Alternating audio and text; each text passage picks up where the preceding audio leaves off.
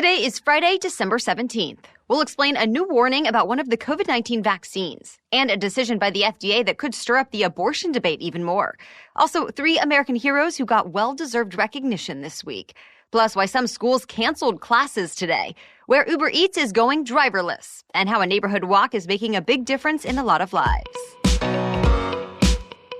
Welcome to The Newsworthy. All the day's news in around 10 minutes. Fast, fair, fun, and on the go. I'm Erica Mandy. Thanks so much for being here. You ready? Let's do this. The rate of COVID-19 vaccinations has been going up in recent weeks. But with that, there's a new warning about the Johnson & Johnson shot specifically. The CDC now says Americans should be given the J&J vaccine only if the Moderna or Pfizer options are not an option. The concern is a rare but serious blood clotting condition. The CDC has actually known about this issue since the spring, and we've talked about it here on the show as well. Remember, federal health officials even pulled the shots back in April while they investigated.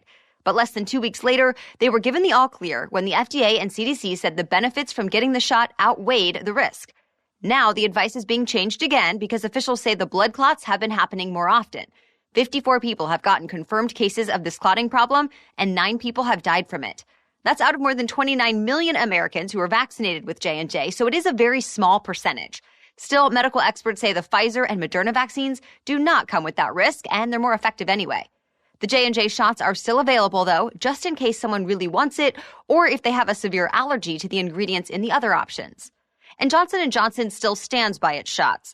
The company said while the blood clots are rare, quote, unfortunately, cases of COVID-19 are not. Symptoms of the rare clotting problem include severe headaches a week or 2 after getting the shot, as well as stomach pain and nausea.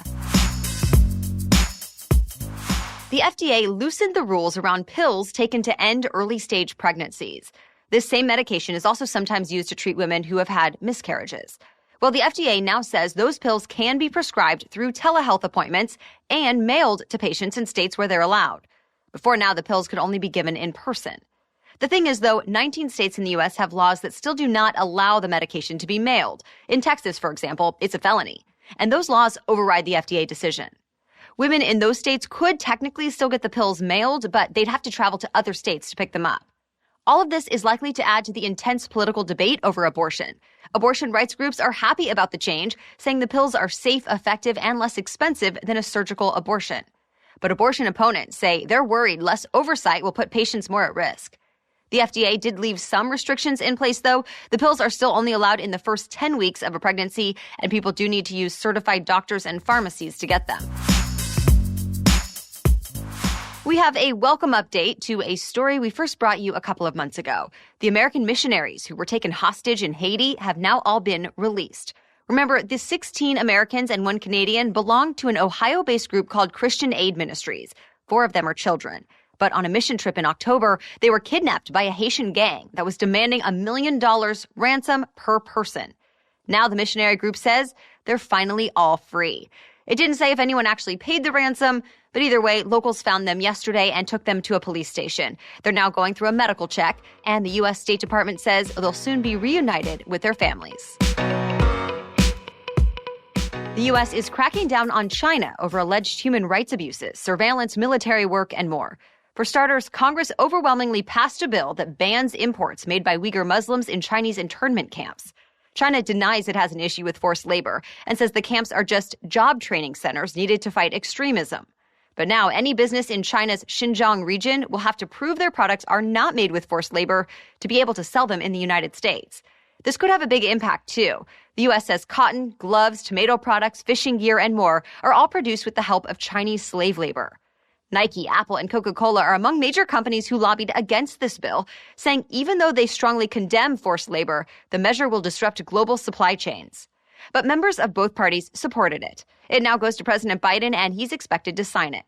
Separately, the Biden administration added dozens of Chinese companies and research institutes to blacklists. This means Americans will not be able to invest in them, and the companies and organizations will not have access to American exports. The businesses include developers of facial recognition technology, as well as the world's largest commercial drone maker, and more. This is all in response to mass surveillance and other abuses against mainly ethnic minorities, as well as emerging weapons technology that U.S. officials say threaten national security. President Biden gave the highest military award to 3 extremely brave soldiers this week. One of them was the first black service member to receive the honor since the Vietnam War. Sadly, though, he died from burns he suffered while rescuing other soldiers from an armored vehicle on fire in Iraq. Another soldier was also honored after he died. He had stepped between Taliban fighters and an American helicopter evacuating wounded people out of Afghanistan. The third soldier was able to go to the White House this week to receive the medal from President Biden. When his military post came under attack in Afghanistan in 2013, he went directly into enemy fire. He was thrown off his feet by many bomb blasts, but amazingly only had light injuries. And despite being badly outnumbered, he stopped the attack. As President Biden put the Medal of Honor around his neck, he told him, quote, "No one will forget how you sprang into action." Biden also thanked the families of all 3 service members for their strength and sacrifice. All right, we have much more news still coming up, but first, a quick break for our sponsor. Is something stopping you from achieving your goals? I've had moments in my life where I realized fear or at other times burnout was preventing me from doing my best work and being my happiest self. But when you get to the core of what's going on, you can do something about it. And BetterHelp wants to help. BetterHelp will assess your needs and help match you with your own licensed professional therapist. And if you don't like your match, you can easily switch counselors until you find the right one for you. Then you connect in a safe, private, and convenient online environment. It's also up to you whether you communicate via text, a phone call, a video session, or all of the above. You'll get timely and thoughtful responses. And of course, anything you share is confidential. I want you to start living a happier life today. As a listener, you'll get 10% off your first month by visiting betterhelp.com/newsworthy. Join more than 1 million people who have taken charge of their mental health. Again, that's BetterHelp, H-E-L-P, betterhelp.com/newsworthy. A federal judge made an unexpected ruling about a $4.5 billion settlement. She will not let it go through. It involves the drug maker Purdue Pharma, which makes the highly addictive prescription painkiller OxyContin. The company's bankruptcy settlement was with thousands of state, local, and tribal governments that sued Purdue Pharma for its alleged role in America's opioid crisis. Purdue faces thousands of lawsuits that claim the company pushed doctors to prescribe OxyContin. Well, the judge decided there was one major flaw in the agreement. It would let the billionaire members of the Sackler family, who own Purdue, off the hook in a way. Or at least it would release them from liability in civil cases. The Sackler family made that a requirement in the settlement in exchange for the promise to give billions of dollars to help fight the opioid crisis. The judge says the law does not allow this type of exchange since the family is not declaring bankruptcy themselves. Purdue Pharma is already planning to appeal. School districts across the U.S. have canceled classes today because of threats on TikTok. Word is going around about a trend on the app referencing school shootings or bombings on December 17th. Reports say the threats on the popular video sharing app are not very specific, and local authorities do not think they're very credible, if some even exist at all. TikTok says it has not identified any videos with these types of threats, but is working with law enforcement to investigate the rumors. Either way, there's enough info out there that some schools in states like California, Texas, Minnesota, and Missouri decided to cancel classes as a precaution. Other schools say they'll have a heightened police presence today. Speaking of TikTok, and separate from the alleged threats we just talked about, the company has now announced plans to update its algorithm in the hopes of protecting young users and their mental health. It says it'll avoid showing users too much of the same type of content and viewpoints, and it'll give users more control over videos they do or do not want to see. The promise to adjust it comes after reports that the algorithm could drive users into rabbit holes of content that are tough to escape. And while the topics might be okay in a video or two, they could be harmful when seen over and over again. For example, videos about drugs or dieting. It's a pretty big change since TikTok's recommendations algorithm in general is credited as a big reason the app has become so popular so quickly. Remember when we told you the digital payments company Square is changing its name to Block? Well, now the tax prep company H&R Block is suing for trademark infringement.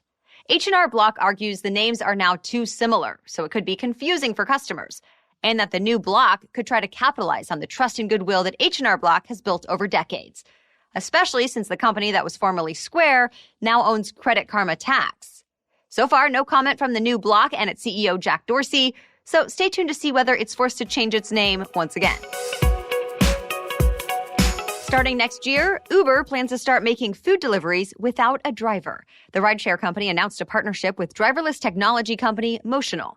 First, they're teaming up for a pilot program around the Santa Monica area of Los Angeles. Customers will be able to order meal kits that will come in a robo-taxi next year. For now, at least, there will be a human safety operator on board during the rides. This is Uber's first on-road partnership with an autonomous vehicle company, but Lyft has already teamed up with Motional to test out self-driving taxi rides in Las Vegas. That's it for the main news today, but now it's time for Feel Good Friday, when we bring you one extra feel-good or positive news story before the weekend. But first, a quick break for our sponsor, KiwiCo.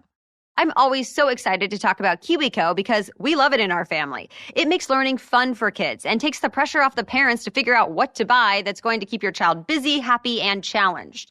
KiwiCo Crates will cultivate your child's natural creativity and curiosity with new science, art, and geography projects delivered to your door every month. From discovering the science of magic to engineering a domino machine and more. My son Dax is a bit too young still for all of that, but we still love getting our KiwiCo crates with toys and activities that are perfect for his age and his development. And really, now is the perfect time to talk about KiwiCo because you can also give a KiwiCo subscription as a gift, and it'll keep on giving with hands-on learning all year long. So this holiday, don't just teach kids how to buy, teach them how to build. Get 50% off your first month plus free shipping on any crate line with code newsworthy at kiwico.com. That's 50% off your first month at KIWICO, kiwico.com with the promo code newsworthy. Now back to Feel Good Friday. For 44 years, a man in the Bronx, New York, has been feeding people who don't have a place to call home. It started as an annual Thanksgiving dinner through his church. But a few years ago, Marty Rogers was inspired to do even more. Rogers came up with what he calls Hope Walks. 3 times a week, he gets together with a group of volunteers to hit the streets. They all get together and make sandwiches and pack them up in bags with snacks and water just to pass out to people in the neighborhood. They stop and chat with people, ask their names, and try to make them feel comfortable. All the food is paid for through donations. And sometimes they give out even more, like hats and gloves in the colder months. One highlight for Rogers came recently when one woman, who he saw living on the street often, held up a key and told him she got an apartment. Rogers says he didn't have anything to do with it, but that he's happy she at least has some people that she can share the good news with and celebrate with. All right, we will be back tomorrow with our special edition Saturday episode. We're recapping some of the biggest news stories of the year and some of our favorites. Then join us again Monday for your next news roundup. For now, thank you so much for listening and have a great day.